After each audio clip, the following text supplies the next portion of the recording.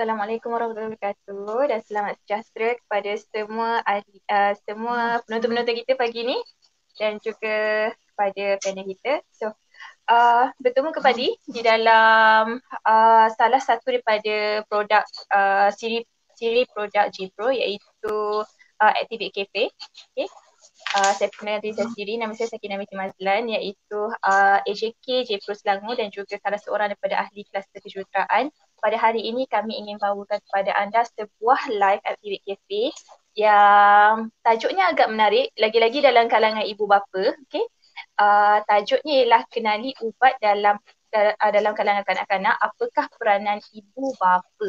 So, sebelum kita mula, jangan lupa kepada penonton semua di luar sana untuk like page kami iaitu Jabatan Profesional Muda DPPM JPro, JPro, lebih kurang macam tu lah. Dan jikalau anda ingin bertanya soalan, apa-apa soalan ke apa, sebab saya tak tahu sama ada live stream ini akan di-blast through several pages. But if you guys want to ask question, pergi ke page Jabatan Profesional Muda dan pergi dekat live streaming ni dan komen di bawah tu, sebab apa-apa soalan yang kita ingin ajukan kepada panel kita akan ambil daripada live streaming dekat page. Okay? So, sedikit pengenalan kepada kami. JPro ialah sebuah jabatan profesional muda yang bernaung di bawah Dewan Muda Pasti PPM dan para profesional dikumpulkan di bawah JPro yang mana memainkan peranan di bawah sektor sumber manusia di PPM. JPro menawarkan platform untuk golongan profesional muda mendapat khidmat nasihat daripada para profesional berkenaan bagaimana mereka boleh cemerlang dalam kerjaya seterusnya menyumbang kepada pembangunan negara. Okay? Dan program Activate Cafe hari ini merupakan sebahagian daripada siri-siri program Activate yang lain. Okay? Untuk pengetahuan kalian semua, dalam JPro kita ada 4 produk. First is Activate Cafe. Lepas itu Activate Talk.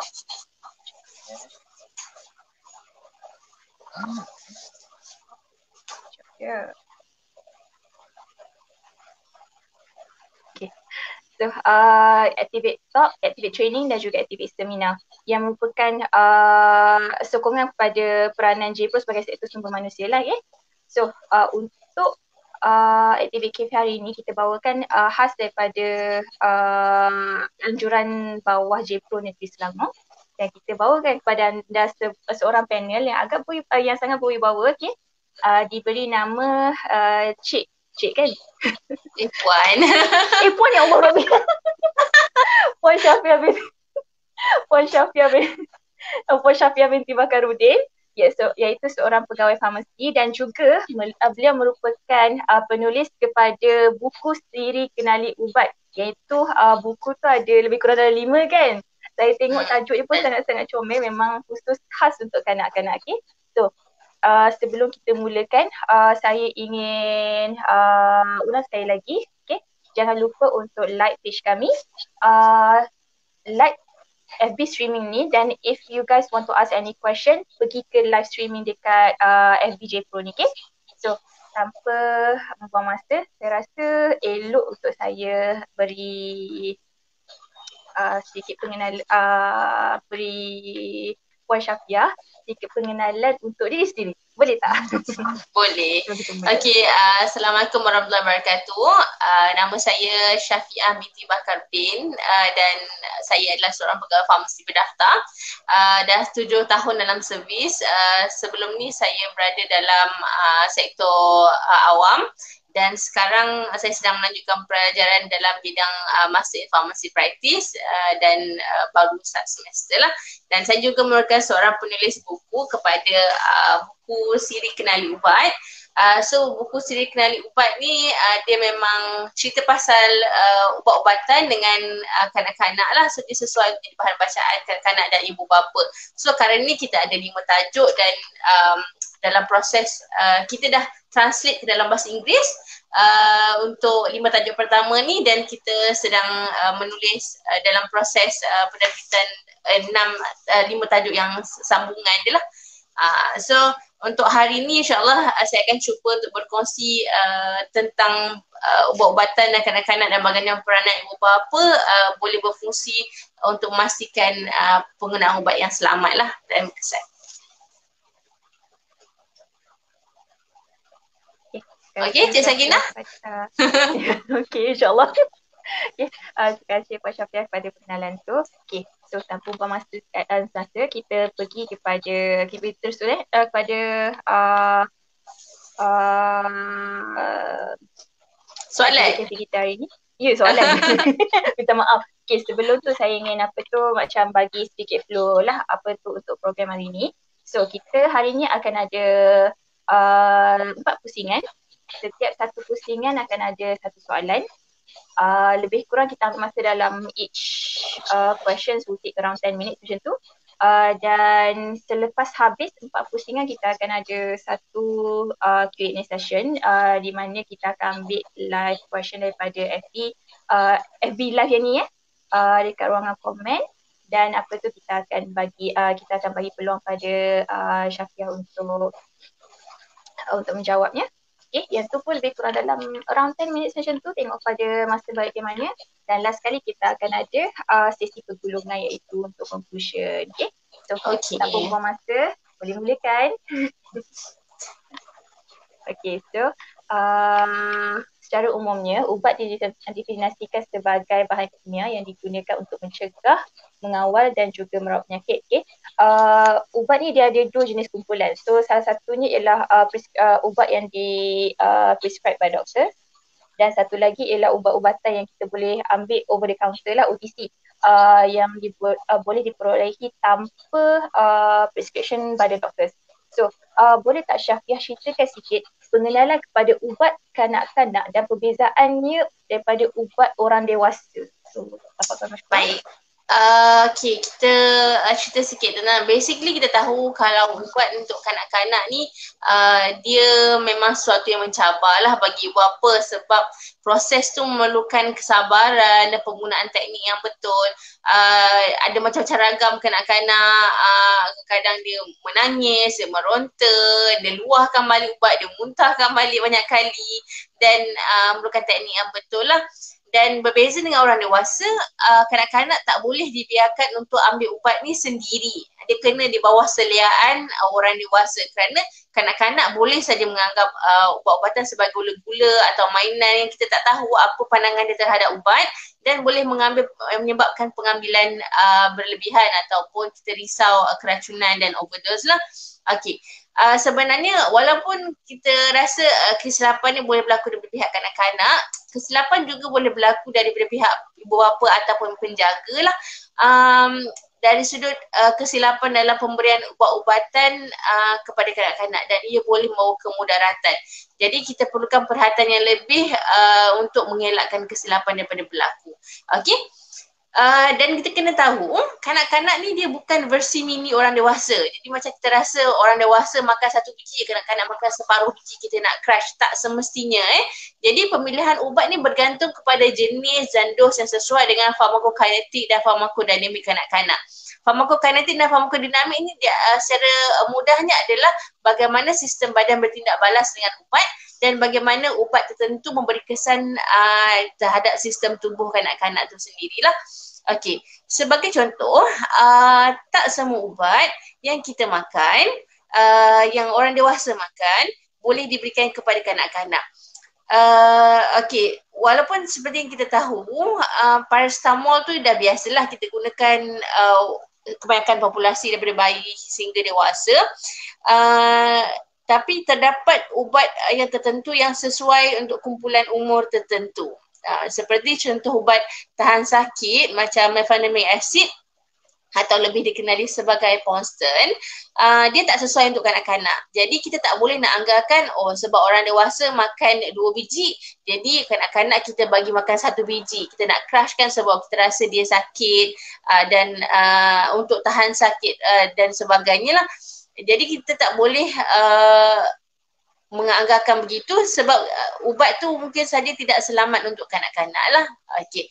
Dan terdapat juga beberapa jenis ubat lain yang sebenarnya boleh meningkatkan risiko kesan yang tidak diingini ataupun adverse drug reaction kepada kanak-kanak seperti sesetengah ubat kemurungan. Contoh sesetengah ubat kemurungan kalau kita bagi dekat ubat kanak bawah umur, dia boleh meningkatkan risiko suicidal thoughts. Itulah dan itu adalah membahayalah. Dia maksudnya kesan dia untuk orang dewasa patutnya stable, tapi untuk kanak-kanak dia tak sesuai. Okey. Dan untuk kanak-kanak juga pengambilan ubat tertentu mungkin memerlukan alat bantuan tambahan. Sebagai contoh macam inhaler, ubat sedut tu dia untuk orang dewasa kita pakai ubat puff yang sedut tu pakai teruslah masuk dalam mulut kan. Tapi dia biasanya ubat tu untuk ubat salbutamol untuk buka saluran pernafasan ataupun steroid dan sebagainya. Dia boleh gunakan terus untuk orang dewasa, tapi kalau kanak-kanak dia mungkin memerlukan bantuan corong. Corong ni kita panggil ataupun aero chamber lah. Maksudnya kita sambungkan inhaler tu, ubat sedut tu dekat hujung corong dan ada mask yang melekat pada muka kanak-kanak. Jadi kanak-kanak boleh bernafas seperti biasa. Sebenarnya kalau ikutkan penggunaan inhaler ni, bila orang dewasa sedut pun dia memerlukan contohnya dia perlu tekan dan sedut tu serentak dan kena sedut dalam-dalam dan kena tahan nafas selama 10 saat untuk pastikan ubat tu menyerap ke dalam paru-paru lah. Tapi bagi untuk kanak-kanak susah kan kita nak suruh dia koordinate dia punya pernafasan, nak kena tahan nafas dan sebagainya. Jadi bantuan corong ni sangat membantu di mana dia membenarkan kanak-kanak tu bernafas seperti biasa. Dia tak perlukan koordinasi pernafasan. Jadi macam saya cakap tu kanak-kanak mungkin memerlukan alat bantuan tambahan lah. Jadi untuk perantara daripada untuk kanak-kanak bernafas dengan baiklah untuk pengambilan ubat. So yang pertama tadi tu ada sesetengah ubat tak sesuai untuk kanak-kanak ataupun tak selamat untuk kanak-kanak. Yang kedua mungkin sesetengah ubat meningkatkan risiko kesan sampingan terhadap kanak-kanak. Dan yang ketiga dia mungkin memerlukan alat bantuan tambahan. Okey? Tu beza dia lah orang dewasa dengan kanak-kanak. Okey Sakinah? Okey. Terima kasih Syafiah atas penjelasan tu tadi. Cukup detail juga.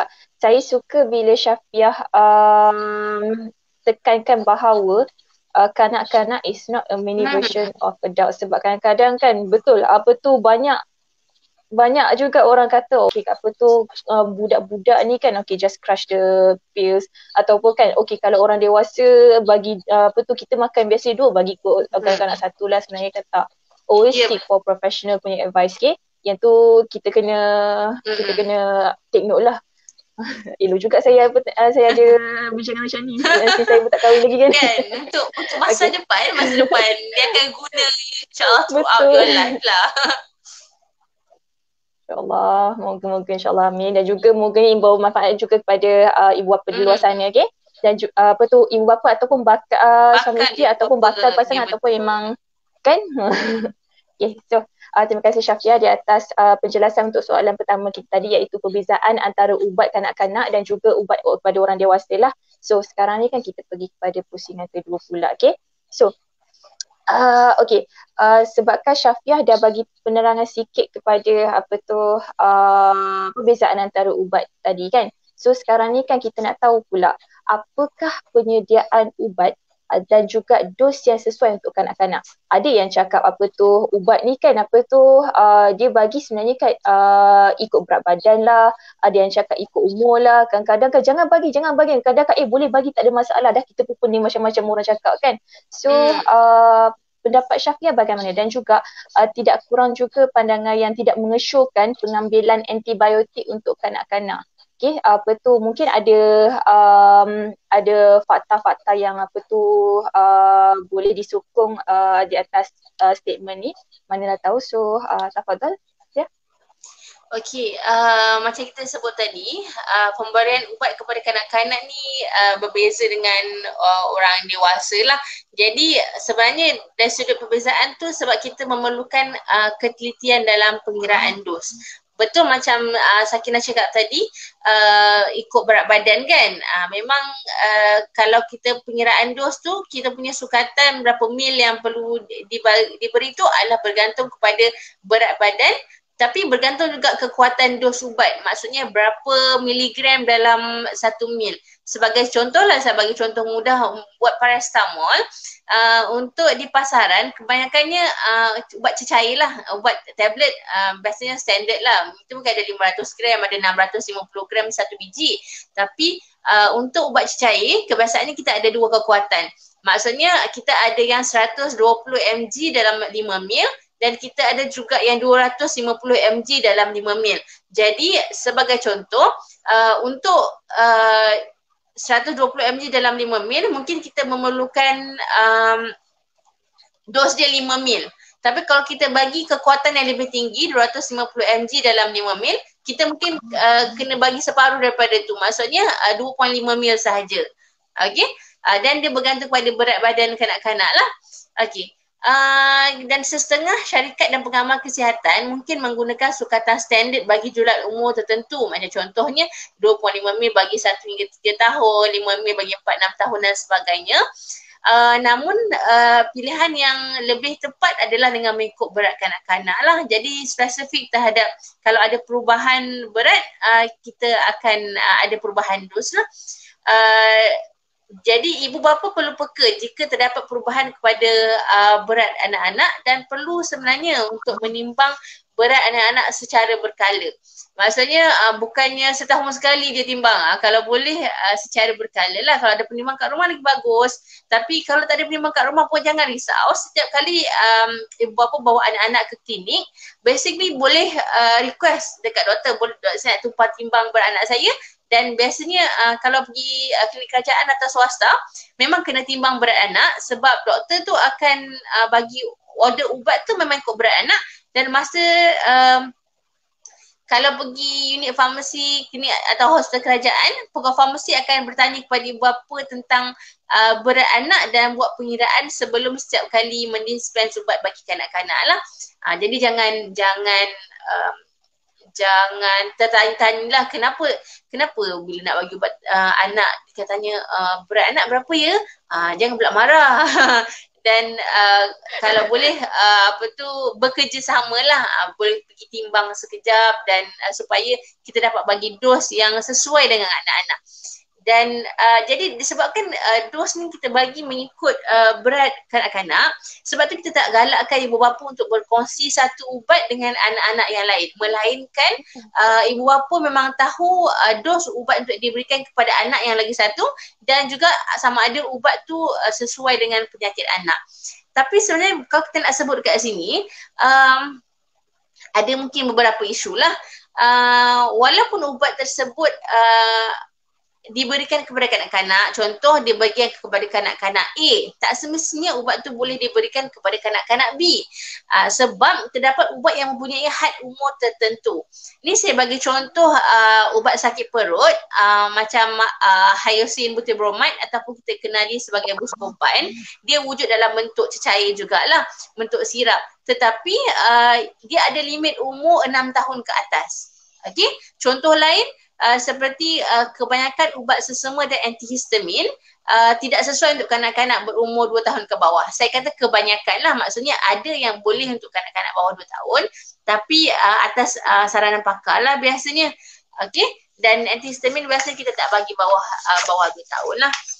Okey, jadi katakanlah seorang ibu dia ada anak umur 6 tahun dan mahu mendapat ubat sakit perut dengan ubat sesama tadi. Okey, tapi dia juga mempunyai anak umur 1 tahun 6 bulan yang mempunyai simptom yang sama. Jadi kalau ibu tu nak bagi ubat yang sama kepada anak, walaupun dua-dua adalah kanak-kanak, tapi terdapat perbezaan umur dan terdapat perbezaan berat, kan? Jadi terdapat dua isu kat sini. Pertama adalah isu keselamatan di mana ubat itu tak sesuai dengan umur anak tersebut. Sebab kalau macam ubat sakit perut tu dia 6 tahun ke atas sahaja dan mungkin berbahaya lah. Okey. Dan yang kedua, jumlah dos untuk diberikan.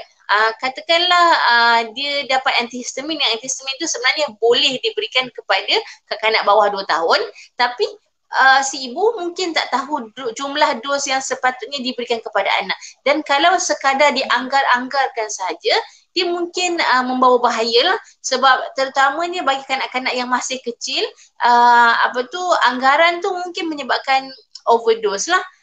Kalau underdose tu kita mungkin tak risau sangat dia punya bahaya, maksudnya mungkin tak nampak kesan lah. Tapi dah sudah overdose tu kita rasa risau boleh menyebabkan keracunan dan menyebabkan bahaya kepada kanak-kanak. Okey, itu berkenaan dos lah. Berkenaan dos berapa banyak nak bagi. So kita ingat tadi dia bergantung kepada berat kanak-kanak dan juga kekuatan dos ubat tu. Maksudnya berapa mg per mil. Jadi ibu bapa kena peka satu berat kanak-kanak, dan yang kedua kalau beli ubat dekat farmasi katakan ataupun dapat ubat daripada klinik, cuba baca dekat label tu, dia akan ada tulis contoh prednisolon 3 mg per 5 mil, ada tempat dia bagi 2 mg per 5 mil. So dosnya mungkin berbeza lah. So kadang-kadang bila kita dapat banyak ubat daripada banyak tempat, so mungkin kekuatan ubat tu berbeza-beza dan mungkin juga kita akan dapat ubat yang sama. So pastikan kita tak terguna ubat yang sama lah. Okey. Okey, itu untuk dos. Dan yang kedua tentang isu antibiotik. Okey, saya faham ada pendapat-pendapat yang mengatakan antibiotik tak selamat untuk kanak-kanak dan sebagainya. Tapi yang saya katakan diikutkan sememangnya terdapat beberapa jenis antibiotik yang tidak sesuai untuk kanak-kanak lah. Memang ada. Tetapi kebanyakan antibiotik yang diberikan kepada kanak-kanak adalah selamat lah. Maksudnya yang wujud dalam bentuk sirap tu biasanya adalah selamat. Dan biasanya yang bagi antibiotik ni dia tak boleh sembarangan orang bagi. Dia adalah berjatuh, kan tadi kita ada dua jenis ubat. Satu ubat over the counter dan satu ubat dengan preskripsi. Jadi antibiotik jatuh di bawah ubat dengan preskripsi lah. So maksudnya dia kena ada prescription doktor baru boleh bagi. Jadi maksudnya doktor mestilah adalah orang yang certified kan untuk assess dan juga bagi antibiotik tu. So supposedly yang diberikan tu adalah antibiotik yang selamat. Tapi yang menjadi isu adalah jika penggunaan antibiotik secara tidak rasional. Kita panggil rational use of antibiotik. Isu ni menjadi isu besar kerana dia boleh menyebabkan dua benda. Satu, kerintangan dan juga dia boleh menyebabkan kerintangan antibiotik lah. Maksudnya kerintangan antibiotik ni adalah worldwide issue di mana antibiotik jadi tak berkesan lagi lah terhadap salah satu jenis kuman. Okey, penggunaan tak rasionalnya antaranya adalah sebagai contoh pemberian antibiotik bagi indikasi yang tak jelas seperti batuk sesama tanpa pembuktian ujian makmal yang mungkin sahaja keadaan itu disebabkan oleh jangkitan virus dan bukan bakteria. Kalau ini saya bagi tahu standard practice di klinik kesihatan kalau di tempat saya, klinik kesihatan kerajaan, basically kalau batuk sesama lama ada demam dan sebagainya, doktor mungkin akan buat ujian darah. Kalau ujian darah tu doktor cek memang terbukti contoh sel darah putih tertentu tu tinggi dan sebagainya, baru doktor bagi antibiotik. Doktor tak sewenang-wenangnya hingus warna hijau, okey start antibiotik. Batuk baru 2 hari start antibiotik. Tak, dia memang ada kriteria tertentu untuk doktor startkan antibiotik, sebab kita kena ingat antibiotik ni hanya membunuh kuman, bakteria, bukan virus. Jadi kalau jangkitan tu jangkitan virus tapi kita bagi antibiotik, maksudnya itu penggunaan yang tak rasional lah. Okey, dia yang tak patut dekat situ. Selain itu adalah pemilihan antibiotik yang kurang tepat dengan indikasi. Satu antibiotik dia tak berkesan untuk semua jangkitan malah dia mempunyai pengkhususan untuk kegunaan dan jangkitan tertentu. Kalau kat Malaysia kita ada National Antibiotic Guideline di mana dia adalah satu guideline yang spesifik bagi tahu untuk indikasi ni kita bagi antibiotik apa yang sesuai, apa alternatifnya dan sebagainya. So di setiap negara dia ada guideline yang tersendirilah, dan Malaysia pun kita memang adalah National Antibiotic Guideline. Okey, yang seterusnya penggunaan antibiotik secara tidak rasional mungkin juga berlaku di peringkat pengguna. Pengguna ni maksudnya dari sudut mungkin parents ataupun pesakit sendiri yang makan tidak menghabiskan tempoh penggunaan antibiotik yang sepatutnya. Jadi tak habiskan antibiotik ni maksudnya contoh kalau untuk orang dewasa kita bagi biji, so dia kena make sure habiskan biji tu. Sebab kita akan bagi biji contoh antibiotik untuk 5 hari 1 biji 2 kali sehari, untuk 5 hari kita akan bagi 10 biji saja. So basically dia kena completekan habis 10 biji. Tapi beza dengan kanak-kanak, contohlah kita bagi dia, kita kirakan dos ikut berat badan. Kita bagi antibiotik 3 kali sehari untuk tempoh 5 hari. So kita akan bagi beberapa botol antibiotik untuk dihabiskan dalam tempoh 5 hari. Jadi selepas 5 hari basically dia akan ada baki antibiotik. Baki antibiotik yang dah dibancur tu kena dibuang.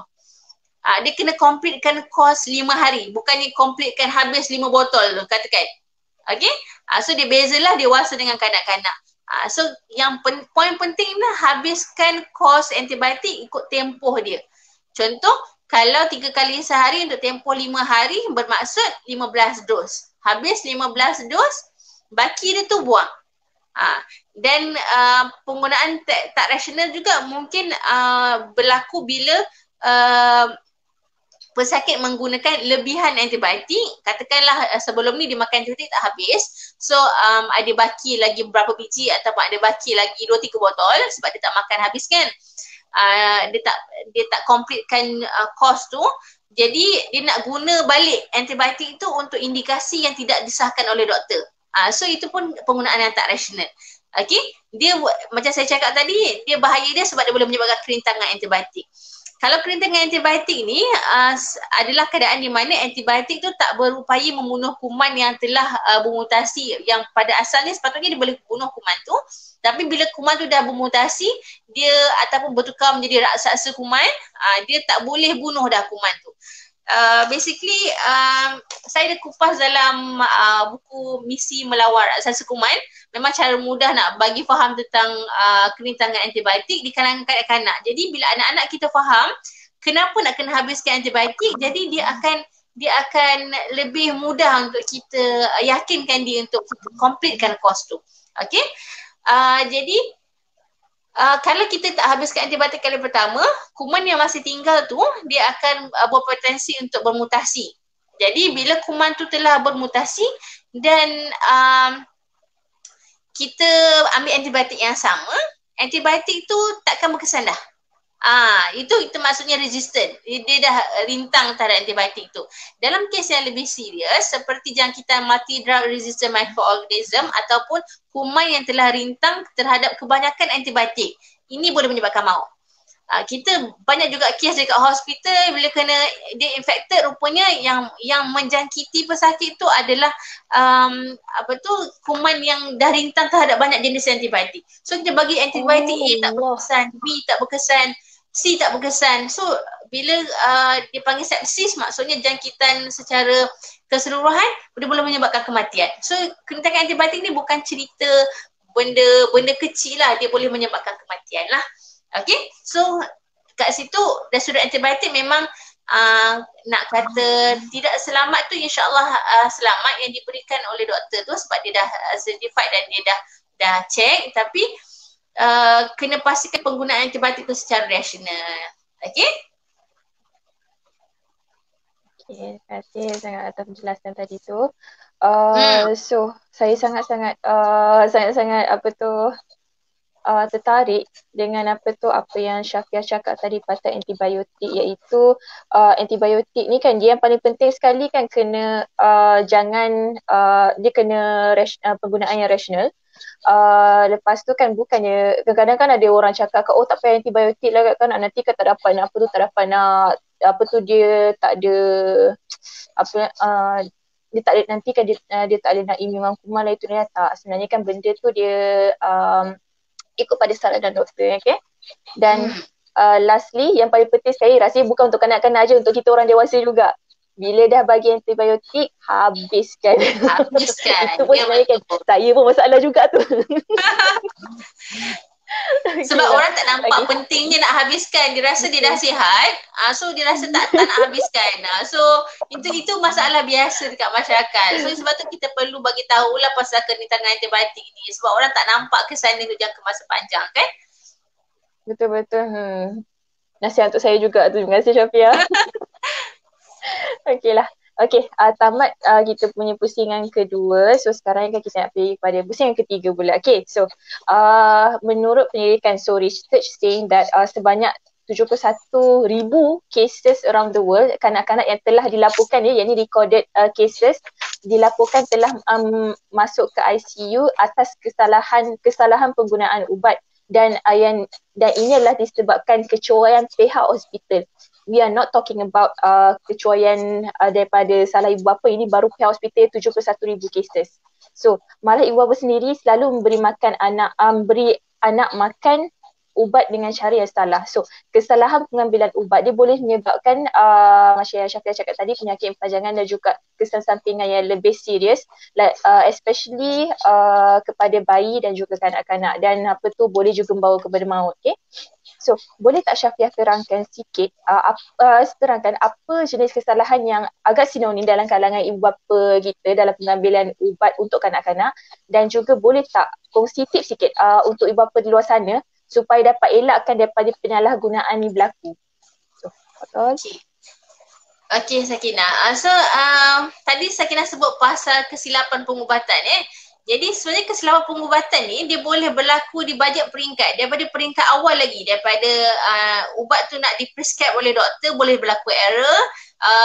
Dari sudut penyediaan ubat tu boleh, risiko dia panjang daripada doktor nak prescribe sampailah penggunaan daripada pengguna sendiri. All through the process tu boleh berlaku kesilapan. Jadi kita dari sudut di peringkat prescriber, di peringkat farmasi untuk mengelakkan kesilapan dari sudut penyediaan ubat dan sebagainya, dispensing, itu kita kontrol di peringkat management lah.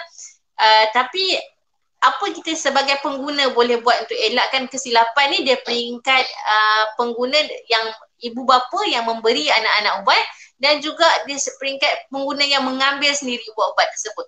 Tapi di peringkat kanak-kanak, kita kena ingatkan dia tak boleh makan ubat sendiri so dia kena daripada ibu bapa. So sebab tu kita nak kongsikan peranan ibu bapa lah. So apa yang biasanya berlaku dan apa yang ibu bapa boleh lakukan. Okay, so terdapat beberapa kesilapan yang biasa terjadi dalam pemberian ubat kepada kanak-kanak ni. Okey, yang pertama adalah, ini biasalah berkongsi ubat di antara anak-anak tanpa pengesahan doktor, pegawai farmasi atau ahli kesihatan yang bertauliah. Okey, bahaya dia macam saya kongsikan tadi dari sudut jenis ubat dan dos lah. Walaupun ubat asal seperti paracetamol, ibu bapa perlu memastikan jumlah dos yang diberikan kerana ia berbeza mengikut berat badan. Contohlah, kita mungkin nak kongsikan paracetamol ni, biasa kan kita share di kalangan anak-anak, tapi adakah dos yang kita bagi tu mengikut dos setiap anak-anak tu? Contoh, anak kita 8 tahun, 5 tahun dan 4 tahun.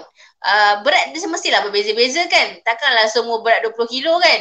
Jadi untuk yang 8 tahun berat dia 20 kilo. Untuk paracetamol 250 mg per 5 mil, mungkin dia kena dos dia adalah 6 mil. Okay? So untuk yang yang 5 berapa tahun tadi? 5 tahun, mungkin berat dia 14 kilo. So mungkin dah lain lah. Jadi yang 4 tahun, bila beza berat dan dos dia berbeza. So kalau sebab tu kita sarankan untuk tidak berkongsi lah.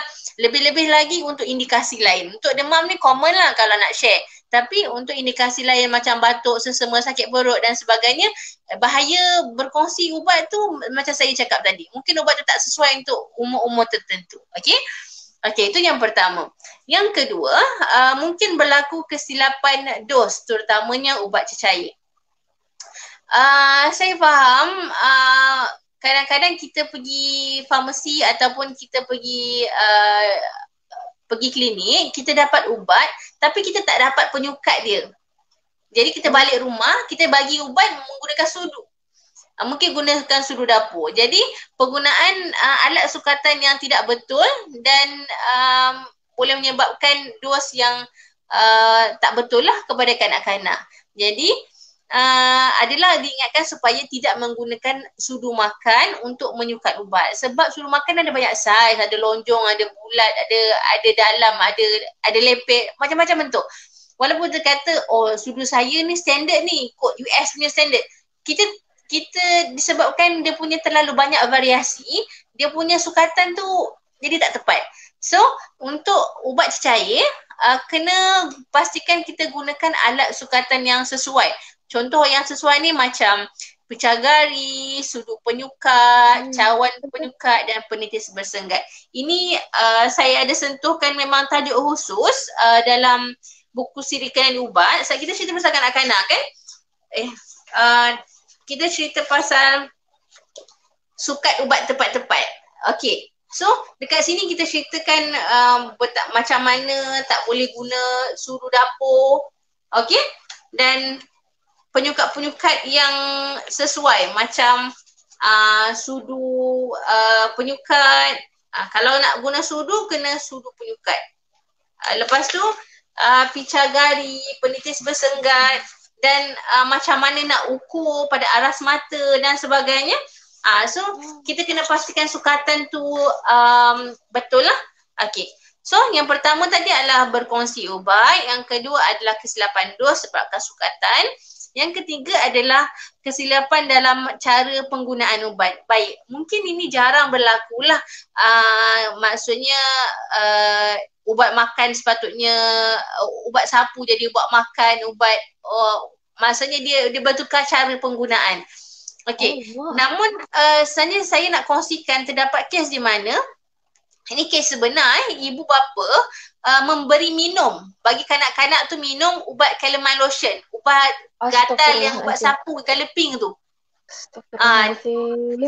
So ini kes sebenar Jadi kanak-kanak ni perlu dikejarkan dia untuk ke hospital untuk rawatan. Saya rasa mungkin dalam proses pengambilan ubat tu ibu bapa tak baca label mungkin, ataupun dia masa kita dispense ubat tu mungkin kalut ke anak-anak tak sihat dan sebagainya, dia tak berapa dengar ubat tu untuk apa, sapu ke minum. Padahal kita memang biasanya ubat tutup merah ni, ubat daripada farmasi yang daripada farmasi lah, kalau tutup dia merah dia adalah ubat untuk sapu. So kena make sure jangan diminum lah, dia untuk kegunaan luar sahaja. Dan terdapat juga kes di mana penjaga memasukkan ubat suppository, iaitu ubat yang sepatutnya dimasukkan ke dalam dubur. Mudah cakapnya ubat bontot lah, ubat bontot kanak-kanak tu kan, yang untuk demam dan sebagainya tu, ke dalam bubur anak. Nenek ni dia buat bubur, dia masukkan ubat tu, dia buka plastik, dia masukkan satu dalam bubur, dia kacau, dia bagi cucu dia makan. So itu maksudnya sebab dia salah dengar. Mungkin sebab dia orang tua, dia tak salah dengar dubur tu kepada bubur. So kena make sure kalau ubat masuk bontot tu masuk bontot lah. Kalau cara kita makan, dia dah tak berkesan lah walaupun ubat yang sama paracetamol. Okay? Jadi poin dia dekat sini adalah sangat penting untuk ibu bapa untuk membaca label pada botol ubat sebelum memberikan anak-anak ubat-ubat tersebut. Ini untuk memastikan cara penggunaan yang betul. Semua benda boleh tengok dekat label. Cara penggunaan yang betul, dos dia berapa kali sehari, kekerapan dia berapa, semua ada dekat label. Expired bila. So, pentingnya baca label. Okay. Dan yang keempat adalah tentang masa pengambilan ubat. Okey, ini kerap sangat berlaku. Kita perasan ramai di kalangan pengguna masih memberikan ataupun mengambil antibiotik sekadar mencukupkan dos 2, 3, 4 kali sehari tanpa mengikut masa yang tepat. Padahal sepatutnya especially untuk antibiotik 2 kali sehari tu sepatutnya bermaksud setiap 12 jam. 3 kali sehari setiap 8 jam. 4 kali sehari setiap 6 jam. Okey? Kita rasa sebenarnya logik ke tidak nak bagi untuk tempoh masa tu? Logik. Kena pilih masa yang kita boleh makan. Janganlah pukul, contoh kan 3 kali sehari, kita nak makan pukul 4 petang, pukul 12 malam dengan pukul 4 petang, 12 malam dengan pukul 8 pagi. Adakah kita berjaga pukul 8 malam tu, pukul 12 malam tu? Pukul 12 kita dah tidur. Tapi 12 tu still logik lah. Mungkin kalau dia makan pukul 6, dia start makan pukul 6 petang. So next dose adalah pukul 2 pagi. So waktu tu kena susun supaya setiap dalam tempoh tu kita dalam tempoh berjaga dan kita boleh bagi anak-anak makan lah. Kalau yang 4 kali sehari tu complicated sikit, kalau dia tertidur kena kejut jugalah. Okay. Ini bagi mengelakkan kerintangan lah masa saya cakap tadi. Dan bagi ubat bila perlu, itu untuk antibiotik. Contoh ubat bila perlu pula, kita kena tahu wujudnya minimum senggang masa. Sebagai contoh, kita bagi paracetamol, kita punya paracetamol boleh makan maksimum 4 kali sehari. Jadi kita kena pastikan 4 kali sehari maksudnya 24 bahagi 4. Minimum masa adalah 6 jam. So kena ada senggang masa 6 jam. Baru boleh bagi next dose. Jadi kita kena make sure walaupun dia adalah ubat bila perlu, dia ada minimum senggang masa. Ini bukan tertakluk pada kanak-kanak sahaja, orang dewasa pun sama. Tapi untuk kanak-kanak, contoh kita nak bagi ubat batuk 3 kali sehari. So 3 kali sehari bila perlu kan. Jadi minimum dia setiap 8 jam. Okay. Dan yang kelima adalah penyimpanan ubat yang kurang tepat. Okay, ini pun sangat kerap sebab ramai yang beranggapan ubat simpan dalam peti sejuk tahan lebih lama. Ini common. Okay. Dan padahal amalan tersebut adalah kurang tepat, malah boleh menyebabkan ubat lebih mudah rosak. Untuk tentang penyimpanan ni, sebab kita memang akan yang kita sentuh dalam buku-buku sedia kenali ubat ni adalah isu-isu yang sangat mudah, yang mudah difahami oleh kanak-kanak. Buku Di Mana Ubat Olah bercerita tentang dekat mana kita nak simpan ubat. Okay, so kat mana yang sesuai, kat mana yang tak sesuai dan kenapa kena simpan dalam suhu ataupun keadaan-keadaan tertentu. Okay, so kesimpulannya simpan ubat dalam suhu bilik sahaja. Ubat cecair semua-semua tu, ubat demam, ubat batuk, ubat sesama tu simpan suhu bilik saja. Kecuali disarankan selainnya. Sebagai contoh, antibiotik yang telah dibancuh. Yang itu doktor pesan kalau dah bancuh simpan dalam peti sejuk. Itu kita simpan dalam peti sejuk. Tapi kalau dia antibiotik tu dalam bentuk serbuk, belum bancuh lagi, katakanlah pesakit tu dapat 3 botol antibiotik, yang dah bancuh saja simpan dalam peti sejuk. Yang belum bancuh simpan dalam suhu bilik. Okay. So kesimpulannya kalau untuk penyimpanan ni simpan dalam suhu bilik sahaja kecuali diarahkan selainnya. Okay. So itulah 5 kesilapan yang biasalah yang berlaku di kalangan ibu bapa. Terima kasih sangat Syafiah. Kasih. Panjang kan? Panjang. Sebab tapi kan itu memang betul common mistake. Sebab kadang-kadang betul macam tadi Syafiah cakap kan biasanya kan simpan ubat dalam peti ais. Sebab contohnya kan kita nak bagi freezer dia bagi simpan lama kan. Tak tahu pula kita pun buat juga. Itu common. Cuba buka peti sejuk masing-masing. Masa dia ubat kan? Sama lah. Dan satu lagi yang pasal sukatan alat sukatan tu kadang-kadang kan orang dia suruh makan je. Betul juga sebab kadang-kadang kan iyalah biasalah gitu dia suruh makan kan malas nak beli kan, tapi yang macam mak saya dulu kan dia akan sentiasa sediakan picagari tu. So kalau contohnya lah dapat ubat doktor bagi tak ada sudut penyukat kan kita guna je lah benda lah tu. Dan betul. Dan saya suka juga bila Syafiah cakap pasal always read the label. Sebab kadang-kadang kan kadang-kadang kan nampak benda tu remeh, memang remeh, tapi kesan sampingan dia kita tak tahu apa tu apa akan jadi. Benda tu boleh menyebabkan kematian. Macam tadi yang apa tu calamine lotion tu kan, saya dengar saya pun terkejut sebenarnya. Calamine Itulah, lotion yang orang saya buat ni. kesian budak tu kan, betul kulat dia telan ubat. Ya Mesti Allah. rasa payah kan. Astagfirullahaladzim. Okeylah, terima kasih Syafia untuk soalan pertanyaan ketiga kali ni. Last kita pergi kepada pusingan terakhir. Okay. InsyaAllah. So, National Coordinating Council for Medication Error Reporting and Prevention NCCMERP Amerika Syarikat mendefinisikan kesilapan penggunaan ubat sebagai kesilapan penggunaan ubat-ubatan adalah barang perkara yang mengakibatkan penggunaan ubat yang tidak sesuai atau memberi kesan buruk kepada pesakit pada masa ubat-ubatan dalam kawalan anggota kesihatan, pesakit atau pengguna. Macam apa tu Syafia cakap tadi lah, error dia bukan saja jadi pada satu tahap, tak, dia boleh jadi pada first phase sampai kepada pengguna tu yang makan tu. So jadi kan saya rasa kan elok kalau kita kongsikan dekat ibu bapa di luar sana lah, bagaimana kita nak kena pasti ubat yang contohnya kan kalau ubat tu dah luput ke, dah rosak ke, dan kalau kita dapat tahu ubat-ubat tu dah rosak ataupun dah luput tarikh kan, macam mana kita nak lupuskan dia? If there's standard SOP lah. Silakan. Baik, ni sebenarnya dia simple je. Untuk kita lupuskan ubat, yang pertama sekali kena pasti ubat yang telah rosak atau luput. Kalau luput, kena check dia punya tarikh luput lah. Cek tarikh luput, kalau dah expired tu memang confirm lah kena buang. Okey, yang kedua, lihat kepada rupa, rasa dan bau ubat lah. Rupa dia mungkin dah sudut tekstur, mungkin dah bertukar jadi berlendir ke, ataupun dia sepatutnya suspension yang sekata tapi dia dah bertukar jadi 2 lapisan ke, dan juga warna lah. Rasa dan bau tu kita tengok sama ada dia bertukar atau tidak. Okey, dan sudah bila kita dah tahu ubat tu elok ke, rosak ke ataupun dah luput ke. Okey, kalau dah rosak atau luput, kita kena lupuskan dengan cara yang betul lah. Yang pertama, jangan buang dalam tong sampah ataupun saluran air seperti sinki, tandas, sebab dia boleh mencemarkan alam sekitar.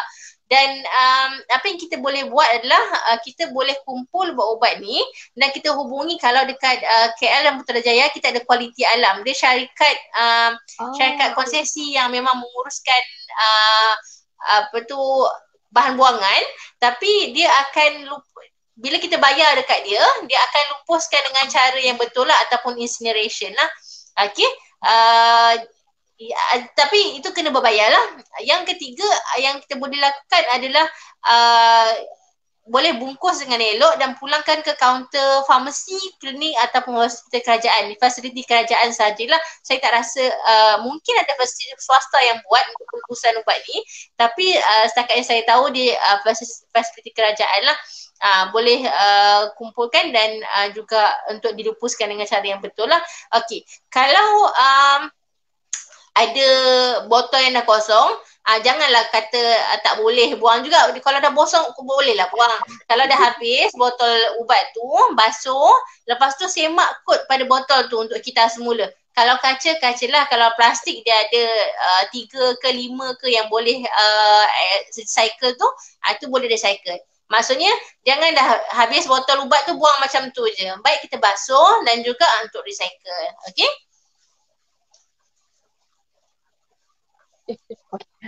Okey, terima kasih sangat Syafia. Minta maaf. So, saya ulang balik lah apa yang Syafia cakap tadi. First kali kita kena tengok pada tarikh luput, expiry date. Expiry date kalau dah expired tu, kalau untuk makanan pun kita nampak expired, kita buang, apa lagi ubat. Okay? Ya, betul. So like lepas tu apa lagi? Rasa, bau dan juga rupa ubat. Dan juga dan benda baru juga untuk saya, mana Syafia kata jangan buang dalam tong sampah, tapi jangan buang dalam tong sampah dan juga saluran air sebab ia akan mencemarkan alam sekitar. Betul juga, kita pun lupa pasal bab macam tu. Tapi sama ada kita pergi kepada pihak yang kita boleh bayar ataupun pulangkan semula pada bungkus elok-elok, pulangkan semula pada kaunter kerajaan. Okay. Dan kalau botol tu kosong, basuh kita semula. Okay. Orang-orang Malaysia sangat-sangat lihat yang kita semula. Jangan macam tu, okay? Kita semula sebab kita nak sayang pada alam sekitar kita dan juga kita nak kurangkan penggunaan, kita nak kurangkan kuantiti sampah dekat negara kita, okay? So, Ya, betul. last. Okay, rasanya tu je kot. Dah 4 pusingan, habis 4 pusingan dan juga habis 4 soalan. Terima kasih Syafiah. So, now I think it's best for us kalau kita pergi kepada ruangan soalan. Tak ada soalan. Kejap, okay. Soalan 1. Okay, kejap. Oh, ada. Soalan 1. Okay. Soalan tambahan, soalan komen. Okay.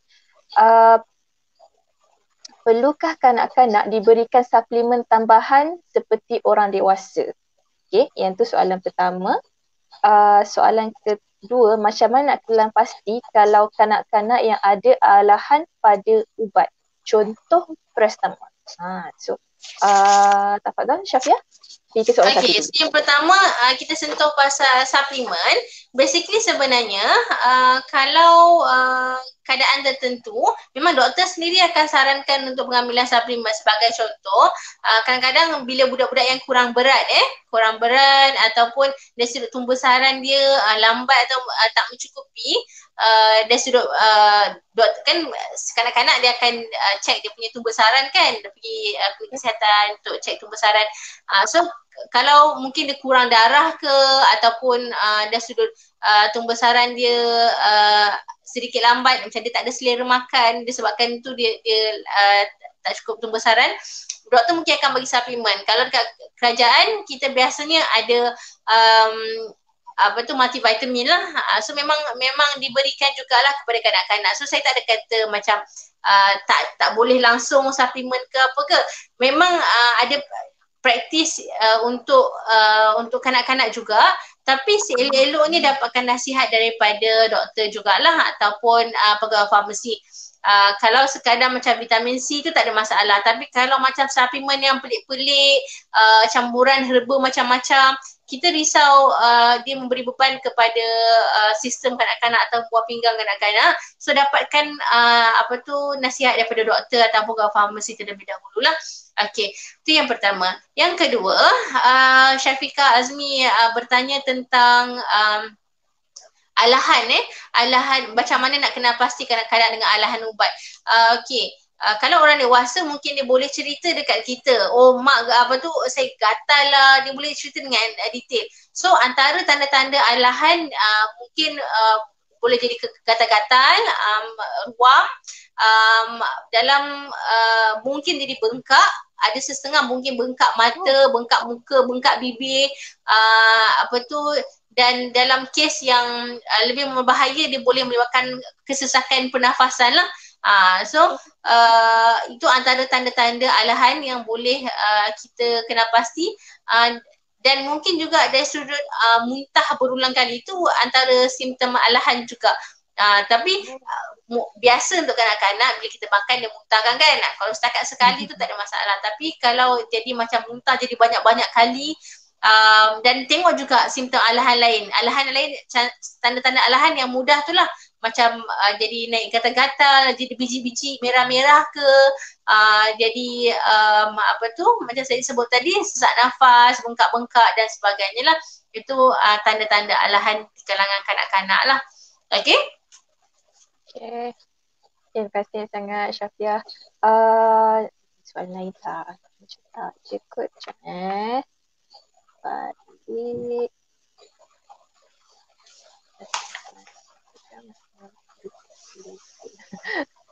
Daripada Zahiruddin Zaki, masa pengambilan ubat susah nak konsisten, selalu lupa lah, tak biasa nak makan ubat on time, sedangkan breakfast pun tak ikut jam, kadang-kadang jadi brunch.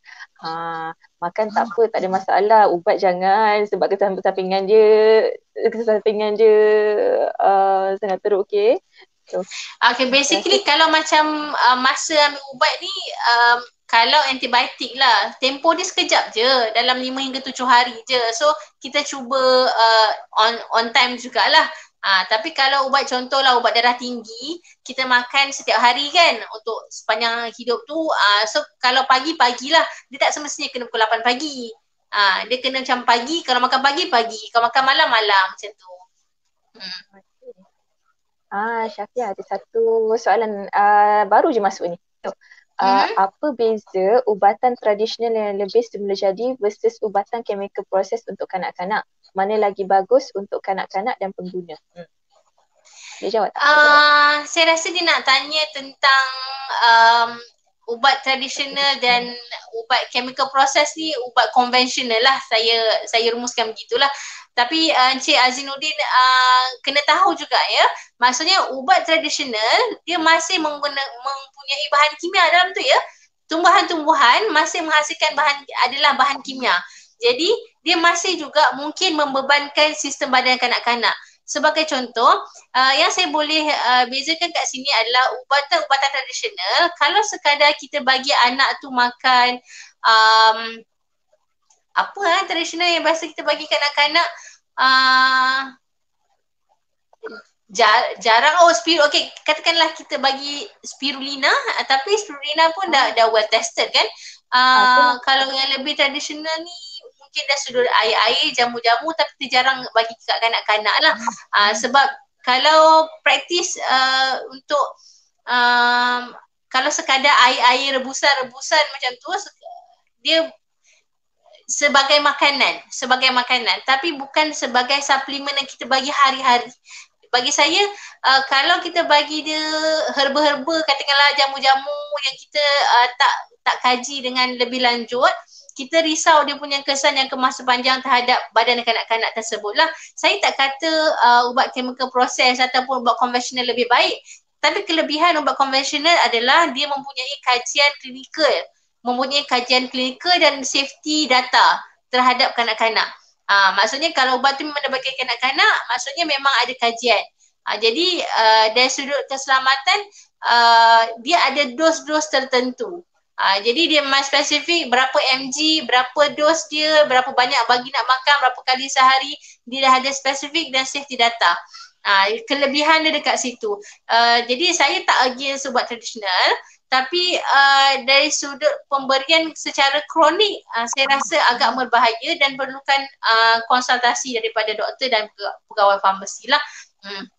Kalau pada sudut pengguna sendiri pun kena tahu juga ya, ubat tradisional juga mempunyai bahan kimia dan dia mempunyai struktur kimia. Anything on earth, kalau walaupun dia daripada tumbuh-tumbuhan, bila kita proses, kalau kita tak proses pun basically dia ada struktur kimia dia sendiri. Dan bukannya dia tak, maksudnya ada setengah orang pendapat ubat tradisional dia tak ada kesan sampingan. Itu adalah pendapat yang salah. Okey?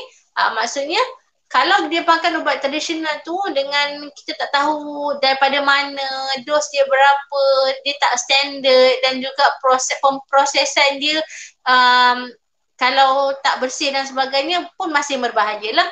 Tapi kalau ubat tradisional tu berdaftar, maksudnya dikilangkan secara GMP, bersih, dan ada kajian yang menyokong tu lebih baik. Okay, maksudnya lebih berdaftar dengan Kementerian Kesihatan. Okay, kalau disebut ubatan tradisional, maksudnya dia dalam bentuk produk. Dia bukannya dalam bentuk air, jamu dan sebagainya lah. Kalau dia kena, pastikan dia berdaftar dengan Kementerian Kesihatan, dan kebanyakannya kita tak gunakan untuk kanak-kanak lah, kita beri kepada untuk orang dewasa. Okay? Okay, terima kasih sangat Syafia untuk sesi Q&A tadi. Kita ada lebih kurang berapa soalan? Lebih kurang 3-4 soalan juga kan? 4 soalan. Itulah. Jadi hopefully penonton boleh memahami dengan lebih lanjut, dan kita kena cut short sebab sekarang ni dah pukul 10.58, dah tinggal 2 minit je. Tapi tak apa.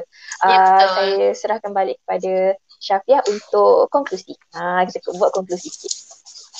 Okey, secara kesimpulannya tadi saya just cut short kepada poin yang kita bincangkan hari ini. Yang pertama, tadi saya ingatkan untuk jangan berkongsi ubat-ubatan di kalangan kanak-kanak kecuali telah mendapat pengesahan profesional perubatan. Yang kedua, sukat dos ubat cecair dengan menggunakan penyukat yang betul dan bukan sudu dapur. Okey, yang ketiga, baca label ubat dengan teliti sebelum memberi ubat kepada kanak-kanak. Ni orang dewasa pun samalah. Dan yang keempat, beri ubat mengikut masa yang betul. Jika ubat bila perlu, pastikan ada senggang masa minima. Okey? Dan yang kelima, simpan ubat di tempat yang betul untuk memastikan dia kekal, elok dan selamat untuk digunakan. Dan pastikan simpan ubat di suhu bilik kecuali diarahkan demikian. Simpan juga jauh daripada capaian kanak-kanak seperti dalam kabinet yang tinggi dan tertutup. Jangan letakkan semeja dapur, please sangat, sebab kanak-kanak mudah untuk capai dan boleh menyebabkan keracunan dan sebagainya. Sekelip mata kadang-kadang terjadi pada ahli keluarga saya sendiri, habis sebotol buat paracetamol tu budak tu togok. Padahal mak dia memang sekelip mata je, baru sekilas. Okay, so kita bahayalah. Dan yang keenam tadi, lupuskan ubat yang telah luput atau rosak dengan cara yang betul. Jangan buang ke dalam tong sampah ataupun saliran air. Okay? Saya harap bermanfaatlah kepada pengguna dan ibu bapa khususnya untuk memberi ubat kepada kanak-kanak. Juga pakai ibu bapa, insyaAllah. So, terima kasih sangat Syafia untuk perkongsian tadi. Banyak sebenarnya input kita dapatkan. Apa tu, penonton di luar sana. Semoga ianya beri manfaat kepada anda semua. Untuk bakal ibu bapa, untuk apa tu ahli keluarga, pasangan yang dah berkahwin, dan juga kepada mereka yang sudah jadi ibu bapa, mana tahu kalau kita nak apa tu refresh ilmu tentang perubatan untuk kanak-kanak ke kan. Okay, so terima kasih sangat kepada Syafia sebab apa tu sudi hadir untuk live kali ini, dan juga sudi berkongsi juga saya. Sama.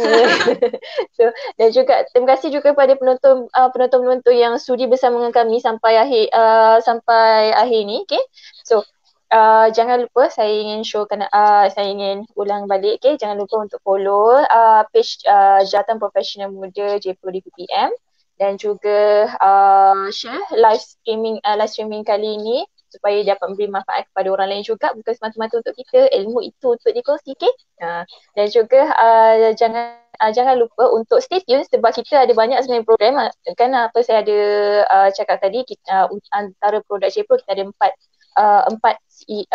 empat, iaitu Activate Cafe, Activate Talk, Activate Seminar dengan Activate Training. So semoga ini akan bawa manfaat kepada kita semua, okay? So minta maaf salah silap kalau kami ada terkasar bahasa ke apa, okay? So semoga apa yang kami buat ni akan beri manfaat kepada anda semua, okay? So insyaAllah itu sahaja daripada kami. So, terima kasih. Assalamualaikum warahmatullahi wabarakatuh. Terima kasih juga. Okay, salam, itu aja daripada kami, Jabatan Profesional Muda dan Pemuda PAS Malaysia, Nurturing Professionals #Malaysia. Assalamualaikum.